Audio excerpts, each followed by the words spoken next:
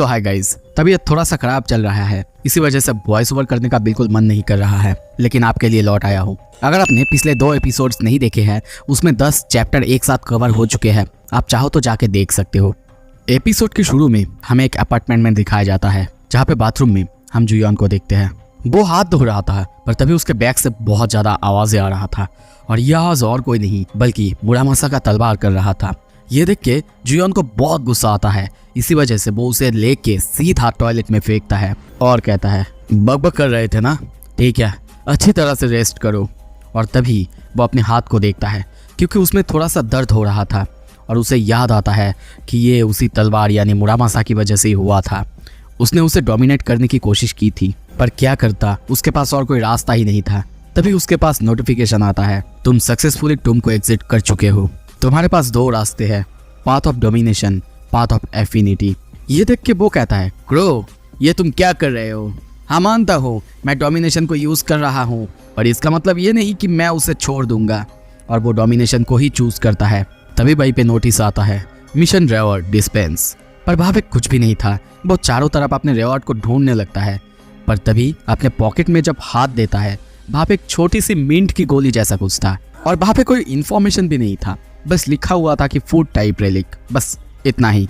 तो सोचता है कि वो इसे खाएगा कि नहीं, पर कुछ देर चिंता करने के बाद वो उसे खा भी लेता है, और फिर मुरामासा की तलवार को वहां से उठाता है। तभी उसे कुछ होने लगता है, उसे दर्द होने लगता है। वो अपने हाथ में देखता है, वहाँ पे उसका हाथ पूरी तरह से ठीक हो रहा था, और कुछ ही देर बाद एकदम से ठीक हो जाता है। नोटिस आता है, उसे टॉलरेंस की ताकत मिल चुका है, यानी वो अब इम्यून है सारे साइड इफेक्ट से। वो सोचता है कि ये एबिलिटी ये क्या सिर्फ उसके ही लिए है। तभी सीन शिफ्ट होता है, हमें किसी और जगह में दिखाया जाता है। न्यूज़ में अब उसी टॉम के बारे में चारों तरफ बताया जा रहा था। धीरे धीरे अब लोगों को टॉम्स के बारे में सब कुछ पता चल रहा है, और यहाँ पे उस जापानीज बंदे के बारे में बुरा भला कहा जाता है। सीन शिफ्ट होता है, हमें जापानीज एग्जीबिशन टीम में दिखाया जाता है। वहाँ पे कुछ लोग मिलके एक बंदे को बहुत ज़्यादा बुरा भला कह रहे थे कि उसके वजह से अब सबको सब कुछ पता चल चुका है, और सब हमको बुरा भला कह रहे हैं। और तभी हमें एक बंदे को दिखाया जाता है जिसका नाम है हिरोकी मोरी। वो है जापानीज एग्जीबिशन टीम का लीडर। वो उन सबको समझाता है, जो भी हो, हालांकि ये उनकी गलती की वजह से हुआ है, पर उन्होंने एक अच्छा काम भी किया है। जिस बंदे ने ये सब कुछ किया है, उसके ऊपर फ्यूचर गाइड रेलिक का एक मार्क करा गया है। इसका मतलब आगे से वो बंदा जो भी करेगा, ये लोग वो यही से बता सकते हैं या फिर देख सकते हैं। और ये सुन के वो सारे लोग इसकी बात मान जाते हैं। सीन शिफ्ट होता है, फिर से जुयोन को देखते हैं। वो अपने टॉलरेंस की ताकत के बारे में ही सोचे जा रहा था कि इससे क्या होगा और क्या फ़ायदा होगा, क्या ये सब कुछ से उसे बचा सकता है, और अगर सच में ऐसी बात है तो ये सच में एक यूनिक एबिलिटी है। और तभी ऊपर देखते हुए कहता है, क्रो, तुम आखिर क्या प्लान कर रहे हो? पर बाहर से कोई भी जवाब नहीं आता। तभी उसके पास हेंचमैन का कॉल आता है, जो कि अभी लास वेगस यूएसए में है। वो उसे सारा खबर देता है और कहता है उस जगह पे 2 लोग हैं जिनका वो सेम नाम है। ये सुन के वो वहाँ पे जाने के लिए तैयार होता है, पर तभी एक नोटिस आता है कि उसे मार्क करा गया है और उसकी फ्यूचर को पढ़ा जा रहा है। ये देखते ही वो समझ जाता है कि ये और कोई नहीं बल्कि फ्यूचर रेलिक गाइड है। और तभी फ़ोन में से उसे आवाज़ आता है। वो कहता है, हाँ, मैं जल्दी वहाँ पे पहुँच जाऊँगा, पर रास्ते में एक काम है। सीन शिफ्ट होता है, हमें फ्यूचर रेलिक गाइड के बारे में बताया जाता है। इसे बनाया था प्रिंस शोटोकू। वो एक एंशियंट जापानीज पॉलिटिशियन था। बहुत से लोगों को लगता है कि ये एग्जिस्ट ही नहीं करता। ऐसा लगता है कि ये फ्यूचर रेलिक गाइड ये अपने मास्टर को खुद चुनती है। तभी हमें एक लड़की को दिखाया जाता है जिसने डेथ नोट देखा होगा। उसके जैसे आके वो नोटबुक गिरता है। वो उसे देखती है और वहीं पे फेंक के सामने चली जाती है, पर किसी ना किसी तरीके से वो नोटबुक हर बार उसके सामने आ जाता। उसने उस नोटबुक को ख़त्म करने की बहुत ज़्यादा कोशिशें करी, उसे जलाने की, फाड़ने की, फेंकने की, पर हमेशा वो उसके सामने आ जाता। उसे कुछ भी समझ नहीं आ रहा था, पर फिर भी जापानीज गवर्नमेंट को किसी तरीके से पता चल चुका था फ्यूचर रेलिक के बारे में, और वो लोग उसके सामने आते हैं और उसके बारे में उसे लगभग सब कुछ बता देते हैं। उसके बाद से उसकी ज़िंदगी जैसे कि पूरी तरीके से बदल गई। वो अच्छे से रहने लगी। पढ़ाई लिखाई उसने लगभग छोड़ ही दी थी, और हमेशा वो फ्यूचर रेलिक को ही पढ़ती। पर ये फ्यूचर रेलिक कुछ अजीब था। इसे अगर अपने वर्तमान मास्टर से ज़्यादा अच्छा कोई मिलता तो वो सीधा उसके पास चली जाती है। तभी सीन शिफ्ट होता है, हमें इंचॉन इंटरनेशनल एयरपोर्ट में दिखाया जाता है। जुयोन को देखते हैं जो कि यहाँ पे आ चुका है।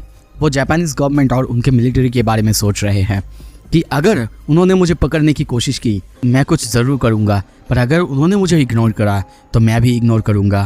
तभी सीन शिफ्ट होता है, एक अपार्टमेंट में दिखाया जाता है मिस ससाकी नाम के किसी को बुलाया जा रहा है। हम उसी लड़की को देखते हैं जो कि एक शो देख रही है। वहाँ की जो मेन कैरेक्टर है वो बार बार उसे हैंडसम कह रही थी। तभी पीछे से बार बार वो एजेंट आके उसे कहता है, मिस ससाकी ऑलरेडी टाइम हो चुका है फ्यूचर रेलिक पढ़ने का। वो ना चाहते हुए भी उसके पीछे पीछे वहाँ पे आती है और कहती है, तुम लोगों ने कहा कि बहुत है ना, मतलब 4 बार, ये तो सच में बहुत ज़्यादा है। और तभी वो एक जगह के बैठती है। वो थोड़ी सी नाराज़ थी और तभी जब वो फ्यूचर रेलिक की तरफ देखती है चिल्लाना शुरू करती है और कहने लगती है, मौत मौत, वहाँ पे लिखा है कि मेरी मौत आने वाली है, ससाकी डाइज। वो डर जाती है, चिल्लाने लगती है, कहने लगती है कि ये क्या वही कोरियन बंदा है जो ऐसा कर सकता है। वो दोनों मिलकर उसे समझाने की कोशिश करते पर वो बहुत ज़्यादा डरी हुई है। वो लोग उसे ये भी समझाते हैं कि वो फ्यूचर देख सकती है, क्यों ना वो अपना ही फ्यूचर देख ले। और तभी वो सोचती है, हाँ बिल्कुल मैं अपना फ्यूचर देख सकती हूँ। तभी सीन शिफ्ट होता है हानेदा एयरपोर्ट में। देखते हैं जुयान यहाँ पे आ चुका है, उसके बारे में सबको पता है।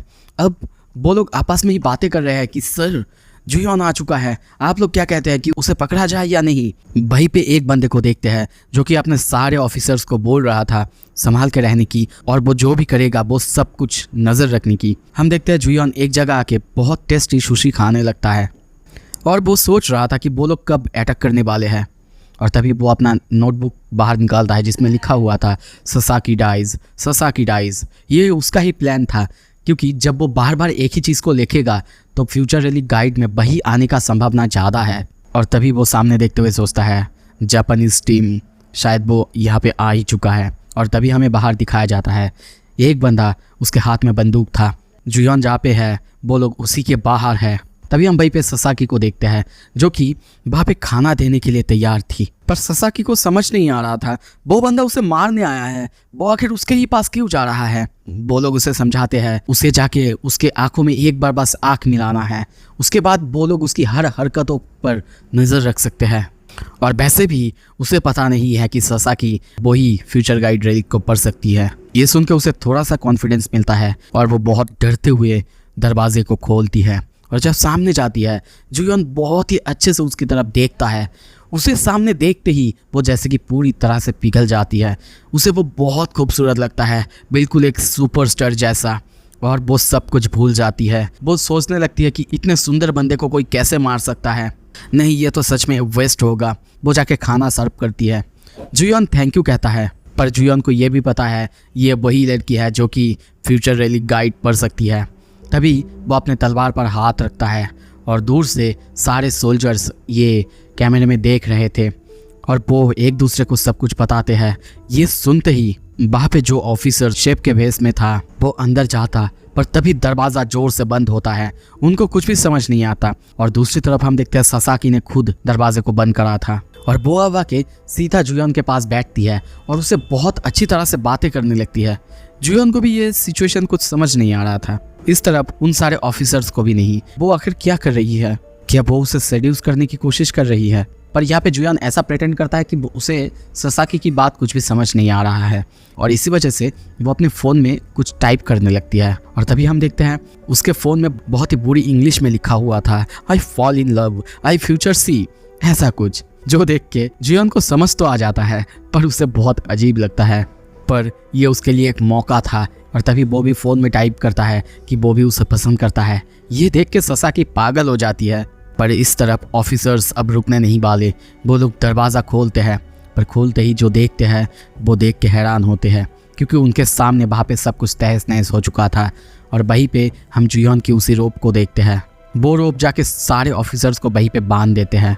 और ये देख के जुयान हंसते हुए कहता है, मुझे पता था तुम लोग आओगे। चलो ससाकी, अब हम हमारी डेट को चालू करते हैं, क्या कहते हो। ससाकी उन्हें देखती है पर उसके साथ आगे भी बढ़ जाती है। कुछ देर बाद वो लोग एक जगह के बैठते हैं। वहीं पे हम देखते हैं जुयान अपने मोबाइल पे कुछ टाइप करते हुए उसे दिखाता है। ससाकी ये देखते हुए कहती है, तुम कहते हो कि हमें यहाँ से जाना चाहिए प्यार के लिए, वैसे क्या तुम्हें जापानीज़ आती है। वो हंसते हुए कहता है, हाँ थोड़ा थोड़ा आता है, पर मुझे लगता है कि तुम्हारे साथ कुछ सोल्जर्स भी आए हैं, है ना। अच्छा, यहाँ पे हमें पास्ट की सीन दिखाया जाता है जहाँ पे मतलब अंदर वो लोग आखिर क्या बात कर रहे थे उसी बारे में। यहाँ से जुयन को पता चलता है कि ससाकी के साथ बहुत सारे सोल्जर्स आए हैं, पर यहाँ पे जुयन उसे अपने प्यार में भी फंसा लेता है और ससाकी पूरी तरह से पिघल जाती है। कुछ देर बाद वो लोग जा रहे थे। ससाकी बहुत खुश थी कि ये बंदा मुझे मारने आया था, पर इसे देख के बिल्कुल ऐसा नहीं लगता कि ये मुझे मारेगा कभी भी। ये तो बहुत प्यारा है। और ऐसे ही वो उसके पीछे पीछे जा रही थी, पर तभी जुयन कहता है ओके, बहुत दूर आ चुके हैं। ससाकी बहुत खुश थी, पर तभी उसके सामने जुयन तलवार रखता है, जो देख के वो डर जाती है। जुयन कहता है कि उसके सेलफोन बाहर निकाले, और जब उसका सेलफोन देती है तब वो उसे लेके सीधा तोड़ देती है, जो देख के ससाकी बहुत ज्यादा डर जाती है। उससे पूछने लगती है कि वो क्या कर रहा है। जुयन समझाता है अगर वो लोग तुम्हारी फोन को ट्रैक करके यहाँ आ रहे हैं, ये बहुत बुरी चीज है। और तभी उसके पीछे जाते हुए कहता है तुम्हें क्या सच में लगता है कि मैं नहीं जानता तुम कौन हो? बताओ, द फ्यूचर गाइड यूजर, है ना। ये सुन के ससाकी डर जाती है और सोचती है नहीं, ये सच में मुझे मार सकता है। तभी सीन शिफ्ट होता है। एक जगह उनको बैठे हुए खाते हुए देखते हैं। एक बंदा ड्रिंक सर्व करके पास से जा रहा था। ससाकी बहुत डरते हुए उसे देख रही थी और उसके जाते ही जुयन उसे अपने रोप से बांध देता है। यह देख के ससाकी बहुत ज्यादा पैनिक करती है, कहती है तुमने तो कहा था ये डेट की जैसा है, तुम मुझे ऐसे डेट पे कैसे ले आ सकते हो जहाँ पे मुझे ही बांध के रख रहे हो? पर वो कहता है क्या बात कर रहे हो, यहाँ पे तो बस हम दोनों ही हैं जो कि ड्रिंक पी रहे हैं, क्या ये कोई डेट नहीं है? पर ससाकी बहुत डरी हुई है। वो कहने लगती है क्या नहीं, तुम मुझे मारोगे है ना, जैसे फ्यूचर रेलिक ने कहा था। वो कहता है हाँ, सोचा तो था तुम्हें मारने के बारे में, फिर जब सिचुएशन ऐसा हो ही गया है तब तुम्हें मारने की शायद कुछ जरूरत नहीं है। पर बाहर निकालो अपने फ्यूचर रेलिक को और जो भी तुम्हें उसमें दिख रहा है वो सब कुछ लिखो। वो डरते हुए कहती है क्या, पर मेरे पास फ्यूचर रेलिक गाइड नहीं है। तभी वो उसका टैटू बाहर निकालता है और कहता है ये टैटू तुम्हारे पास है ना, इसका मतलब तुम इसे कहीं भी बुला सकते हो, तो इस पर टच करो और उसका नाम लो। तुम इतने दिनों से इसे यूज कर रहे हो और तुम्हें इसके बारे में पता नहीं है, तुम उसे यहाँ बुला सकते हो। और तभी वो वैसा ही कहती है, अपने टैटू पे टच करते हुए फ्यूचर रेलिक का नाम लेती है और तभी वो वहाँ पे आ जाता है। और तब वो उसे डराते हुए कहता है देखो, मैं सीधी सीधी बात कर रहा हूँ, अगर सच में बचना चाहते हो तो जो भी तुम्हें वहाँ पे दिख रहा है वो सब कुछ लिखो। और ससाकी भी बिल्कुल ऐसा ही करती है। वो डरते हुए वो सब कुछ लिखने लगती है जो भी उसे वहाँ पे दिख रहा था। इस तरफ जुयन को देखते हैं, वो मोबाइल पे ही ध्यान दे रहा था और उसकी तरफ देखते हुए कहता है कुछ भी मिस करोगे तो मैं तुम्हें मार डालूंगा, और इतना धीरे क्यों हो रहा है? ससाकी कहती है मैं और कितना कुछ लिखूं, प्लीज मुझे छोड़ो तो, अगर तुम चाहो तो मुझसे मेरा ये फ्यूचर रेलिक ले सकते हो ना। पर ये बात सुन के वो सोचता है नहीं, अगर ऐसा मैं कर सकता तो कब का कर चुका होता, पर ये एक एस रैंक रेलिक है जिसे मैं ऐसे हाथ भी लगाऊंगा तो सिर्फ मेरे हाथ नहीं बल्कि मेरे पूरे बॉडी में बहुत कुछ हो सकता है, और वैसे भी मेरे पास कोई भी हीलिंग रेलिक नहीं है। इस तरफ देखते हैं सारे आर्मी सोल्जर्स यहाँ पे आ चुके हैं। वो बंदा अपने सारे सोल्जर्स को हर एक रूम ढूंढने के लिए कहता है और यहाँ पे आर्मी पर्सनल्स के बारे में जुयन को पता चल चुका है।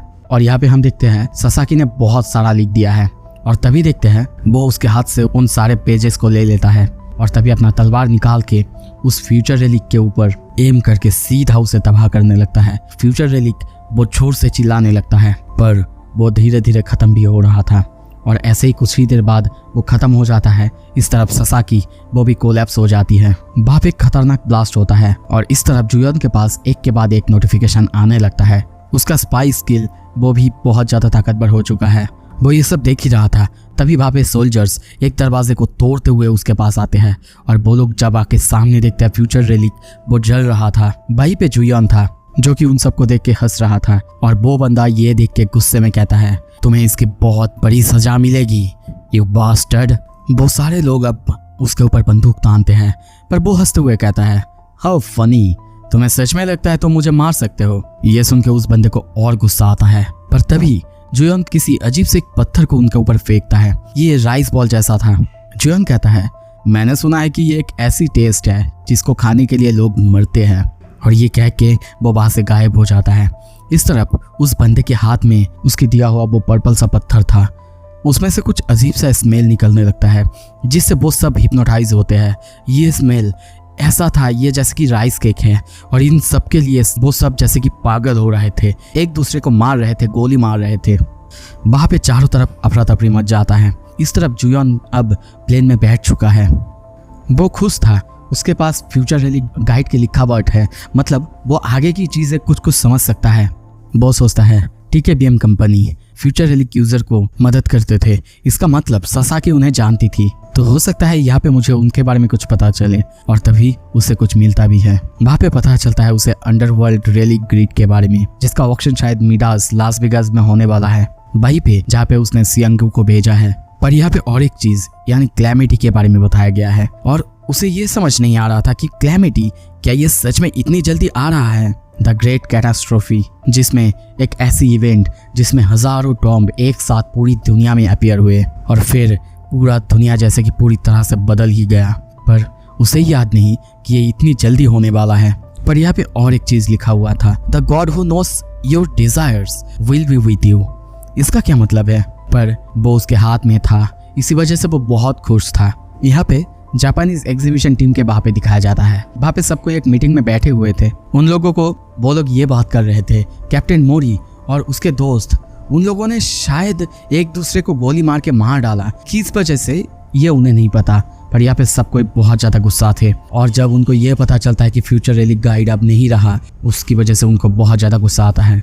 हम देखते हैं बाहर से एक लड़की ये सब कुछ देख रही थी और शायद किसी को फोन पे ये बता रही थी। वो उस लड़के के बारे में बात करती है जिसने अकेले ही ये सब कुछ किया। यहाँ पे वो लड़की किसी को कहती है, सर मैं अब क्या करूँ, क्या मैं उसे ढूंढूं, इस सब का रिवेंज लूं? वहाँ पे फोन से आवाज आता है, क्या बदला, उसकी आखिर क्या जरूरत है, जबकि उस बंदे को हम अपने टीम में ही बुला सकते हैं। एक बार सोचो, वो अगर अकेले ही फ्यूचर रिलीक गाइड को डिस्ट्रॉय कर सकता है तो वो कितना पावरफुल होगा।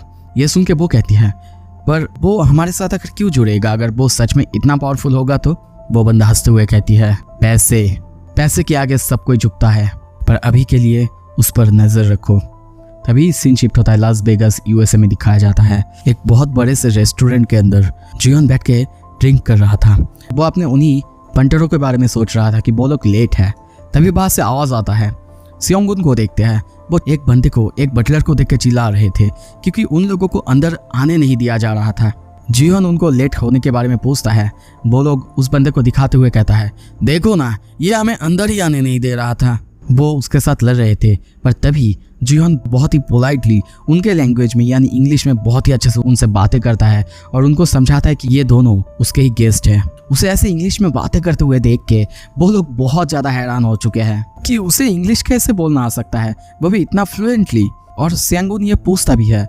जियोन हंसते हुए कहता है, तुम लोगों को मेरे बारे में कुछ भी पता नहीं, अब बैठो मेरे सामने और मुझे सारा का सारा रिपोर्ट दो। कुछ ही देर बाद सारा रिपोर्ट उसके सामने था। उसके पढ़ने के कुछ देर बाद सियांगुन पूछता है, तो जो तुम ढूंढ रहे थे क्या वो तुम्हें मिला? वो कहता है, बिल्कुल मिला। पर वो कैटलॉग को देखते हुए सोच रहा था, पर किसे पता, हो सकता है यहाँ पे एक गॉड टायर रिलीक मिल जाए मुझे। पर उसे वहाँ पे कुछ भी नहीं मिलता। हाँ, एक दो चीजें जो कि उसके इंटरेस्ट में आता है, जैसे कि Shakespeare's pen and code of Hammurabi, ये सब कुछ। पर वो ये सब कुछ देख रहा था और ऑक्शन करने वाला है। ये देख के सियांगुन को बहुत ज्यादा गुस्सा आता है और वो उसे समझाता है कि ये मिडास है, लास वेगास, यहाँ पे सबसे चीप जो चीज मिलने वाला होगा वो भी $20,000 से शुरू होने वाला है। क्या तुम्हें सच में लगता है तुम वहाँ पे जाके ये ऑक्शन लड़ सकते हो? ये सुन के वो हंसते हुए कहता है, क्या सच में तुम्हें लगता है कि मेरे पास पैसे नहीं है? ठीक है चलो। वो अब आगे जाने लगता है। सियांगुन उसके पीछे था, बहुत ही गुस्से में। वो कहता है, हे कहाँ जा रहे हो तुम? वो कहता है, चलो, मैंने सुना है ये जगह गैम्बलिंग के लिए फेमस है। सियांगुन को उसके बातें कुछ भी समझ नहीं आ रहा था, ये बंदा आखिर क्या कह रहा है। कुछ देर बाद एक कैसीनो के अंदर उसे हम बहुत सारा पैसा जीतते हुए देखते हैं। सभी उसे हैरान होकर देख रहे थे, इतना ज्यादा जैकपॉट में पैसे कैसे कोई जीत सकता है। तभी उसे हम स्लॉट मशीन के सामने देखते हैं। जिस भी स्लॉट मशीन को वो हाथ लगा रहा था उससे जैसे कि ATM की तरह पैसे बाहर आ रहे थे। सियांगुन कहता है, ये बहुत ज्यादा अजीब है। वो बंदा जिस भी मशीन पे जाके बैठ रहा है, हर मशीन से उसे पैसे मिल रहे हैं, और सबसे ज्यादा अजीब बात है, जिस भी मशीन को वो छूता है उससे जैसे कि 6 फिगर आ रहा है। पर वो ऐसा कैसे कर रहा है? यहाँ पे जियोन बहुत खुश था। कुछ देर बाद एक बहुत मोटा सा वाउचर वो निकलता है जो कि उन सबको दिखाता है। उस वाउचर को हाथ में लेके सियांगुन और उसके सारे दोस्त वो बहुत खुश थे और बहुत हैरान भी। वो लोग बाहर जा रहे थे, पर तभी एक सिक्योरिटी गार्ड उनके सामने आता है जो कि उसे वहीं पे रोक देता है। उसे शक है कि कोई अकेला बंदा ऐसे कैसे पैसे जीत सकता है और वो उसे चेक करना चाहता है। जुयन उसे खुशी से सबको चेक करने के लिए कहता है। वो बंदा चेक करके किसी किचन से ऐसे चीज को पाता है। जुयन उसे दिखाता है कि ये एक छोटा नाइफ है, इसका कलर उसे बहुत पसंद आया था, इसीलिए उसे इसने रख दिया था। पर यहाँ पे हमें पता चलता है ये छोटा सा सुवेनियर ये गोल्डन एक्स है जो कि अपना शेप बदल सकता है और इसी की वजह से जुयन इतने सारे पैसे जीत पाया, क्योंकि ये एक्स पैसे को जैसे कि सूंघ सकता है। उसे पता है पहले से ही किस मशीन पे वो पैसे आने वाले हैं और उसी मशीन पे जाके जुयन बैठ जाता था। कुछ देर चेक करने के बाद वो बंदा उन्हें बताता है कि वो बिल्कुल क्लियर है और माफ़ी भी मांगता है कि उसे ये चेक करना पड़ा, पर लगता है कि जुयन सच में बहुत ज़्यादा लकी है। यहाँ तक कि ये सब देख के संग्योन वो भी बहुत हैरान था और वो उसका सीक्रेट जानना चाहता है। कुछ देर बाद हम देखते हैं सारे मशीन्स को भी चेक किया जा रहा था कि इन सारे मशीन से कैसे ऐसे पैसे आ सकते हैं। जुयन कहता है चलो यहाँ से निकलने का समय आ चुका है, चलो अब दूसरे कैसीनो में। तभी वो वाउचर जब टेबल पे रखता है, वहाँ पे रिसेप्शनिस्ट उसे देखते हुए कहता है कि उन्हें समय की ज़रूरत है इतने सारे पैसे को एक साथ लाने के लिए। यहाँ तक कि वो उसे ड्रिंक भी ऑफर करती है। जुयन मना करता है और कहता है जल्दी से जल्दी उसे उसके पैसे दे दे। कुछ देर बाद वो लोग कहीं और जगह पे बैठे हुए थे। सब लोग सारे पैसे को देख के बहुत ज़्यादा खुश थे, पर तभी जुयन उन्हें बताता है कि ये सारे पैसे उनके नहीं बल्कि उसके हैं। यहाँ तक कि संग्योन उससे अब ये भी पूछता है कि वो अब इतने सारे पैसे से क्या करने वाला है। यहाँ तक कि उसके पास अब इतने सारे पैसे हैं कि वो अगर इसे बैंक पे भी रख देगा तो पूरा जिंदगी अब फ्री में बैठ के खा सकता है। पर जुयन सोचता है नहीं, मेरा वो गोल ही नहीं है, मेरा सिर्फ एक गोल है, ऑक्शन हाउस में जाना और उसमें जो भी गॉड टायर रेलिक मुझे मिले वो मुझे चाहिए। और अगर मुझे सियोनोन के साथ लड़ना है तो मुझे और पैसे की ज़रूरत है। और वो अब उन्हें जल्दी जल्दी करने को कहता है। तभी देखते हैं वो लोग और एक कैसीनो में आ चुके हैं। गोल्डन एक्स उन्हें जल्दी से जल्दी बाहर जाने को कहता है क्योंकि उसे पैसे की गंध मिल चुका है। तभी उसके पास नोटिस आता है कि ये उसका जो रेलिक है ये सब कुछ एंजॉय कर रहा है। रेलिक के साथ उसका एफिनिटी बहुत ज़्यादा इंक्रीज हो चुका है और साथ में उसका स्पाई स्किल वो भी। पर यहाँ पे जुयन समझाता है कि कोई भी जगह हो जिसमें किसी भी ह्यूमन को सफ़र होना होता है वहाँ पे रेलिक्स को मज़े आते हैं, तो चाहे जो भी हो जाए उसे इस जगह से जल्दी निकलना होगा। तभी पीछे से एक बंदा कहता है जुयन तुम्हारा ये बैग जैसे कि पागल हो चुका है, देखो तो क्या प्रॉब्लम है। जुयन बैग खोलते ही डर जाता है। उसमें हम उसी सिल्वर एक्स को देखते हैं। वो जैसे कि चिल्ला रहा था वो आ रहा है, वो अभी आ रहा है। और तभी यहाँ पे हमें बताया जाता है वो वेल्थ को पहचान सकता है। दूसरी तरफ जो सिल्वर एक्स है एनिमीज को आते हुए लोकेट कर सकता है, जो लोग भी उसके ओनर के लिए थ्रेट हो सकते हैं। जुयन को ये समझ नहीं आ रहा था आखिर ऐसा क्यों कर रहा है। तभी दूर सारे लोगों को देखते हैं, वो लोग एक दूसरे के साथ झगड़ा करने लगते हैं। वहाँ पे जैसे कि केओस फैल जाता है। तभी संग्योन के पीछे हम एक बंदे को देखते हैं, उसके हाथ में नाइफ था। वो संग्योन को पास करते हुए सीधा जुयन को मारने के लिए आता है। जुयन किसी तरीके से उसे नीचे गिरा देता है और उसे ये पता चलता है कि ये बंदा और कोई नहीं बल्कि इसी कैसीनो का डीलर है। और एक डीलर का दूसरे उनके गेस्ट पर अटैक करना ये बहुत एबनॉर्मल है।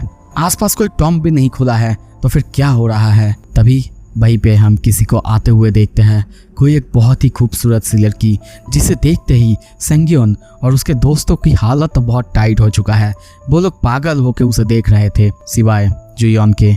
उसके चेहरे पे पसीना था और वो जल्दी से जल्दी सबको वहाँ से भागने के लिए कहता है और वो भी निकलता है। पर संग्योन को ये समझ नहीं आ रहा था। तभी जुयन समझाता है ये है Irene Holton, the cute youngest daughter of the Holton family. पर ये इम्पोर्टेंट नहीं, बल्कि फ्यूचर में जाके इसे एक गॉड टायर रेलिक मिलने वाला है। जो गॉड टायर रेलिक्स होते हैं जो सबसे ताकतवर होते हैं, उनके यूजर्स में भी ये सबसे ज़्यादा ताकतवर मानी जाती है। इसका नाम था द किंग ऑफ बैंकरप्सी, क्योंकि ये जिसके भी साथ होती या फिर जिसके भी आसपास दिखाई देती वो पूरी तरीके से बर्बाद हो जाता। उसके पास कोई भी बिजनेस कुछ भी होता, चाहे कितना भी पैसा होता, वो उसे बर्बाद कर सकती थी। और अब वही लड़की सीधा जुयन के पास दौड़ते हुए आ रही थी। जुयन उसे इग्नोर करते हुए आगे जाता। दरवाजे के हैंडल को छूते ही उसे एक शॉक लगता है। तभी एक एक करके उसके पास नोटिस आता है कि उसको ऑमनिशियस ऑरा फील हो रहा है, उसके रेलिक्स वो डैमेज हो रहे हैं। तभी वो लड़की सीधा उसके पास आती है और कहती है सुनो तो, मैं क्या कह रही हूँ, एक बार सुन लो। जुयन यहाँ पे बहुत डरा हुआ है, तो आगे क्या होने वाला है, ये लड़की आखिर उसके पास क्यों आई है।